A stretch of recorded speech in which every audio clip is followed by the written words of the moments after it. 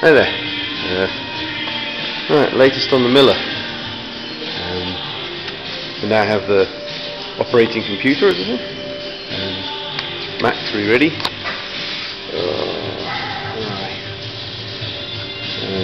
Smooth stepper.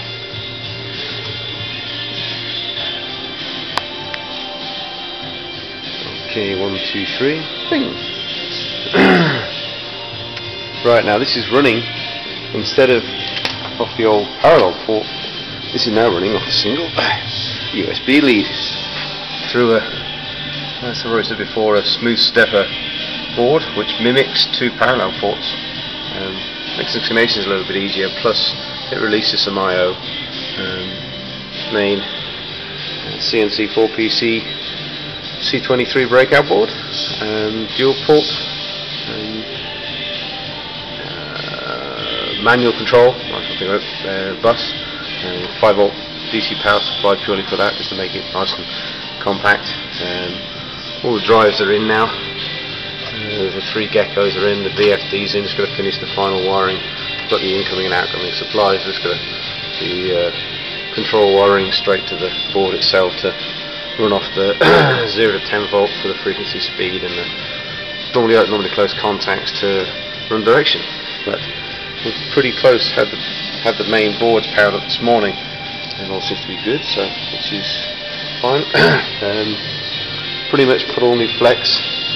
Repositioned just about everything, and removed off the original kind of connection for the for the spindle motor.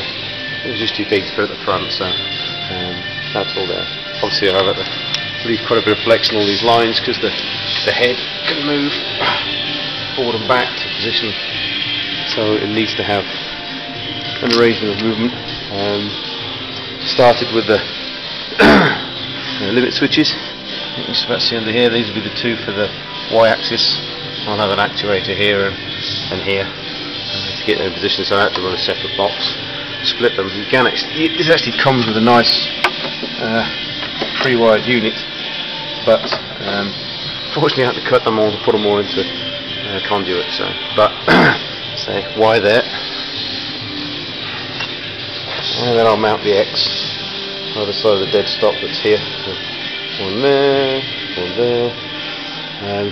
Z's nice and simple because you can just put that straight into the front panel here. I've already made the brackets for these, so they'll sit into there, and you can see the board that'll just cut the signal. So I like beam units. So I shall have homing fiducial point referencing, which would be great, which means I can home the machine now to within, I don't know, whatever the tolerance of the ball screws are, probably 1 or 2 tenths. I'm guaranteed to get it in that exact same position every time I start it up. Plus they work as limit switches, like I said. So X-axis on, Y is not on. Sorry, Y on, not X. Just makes it easier for me to get in and out for the moment.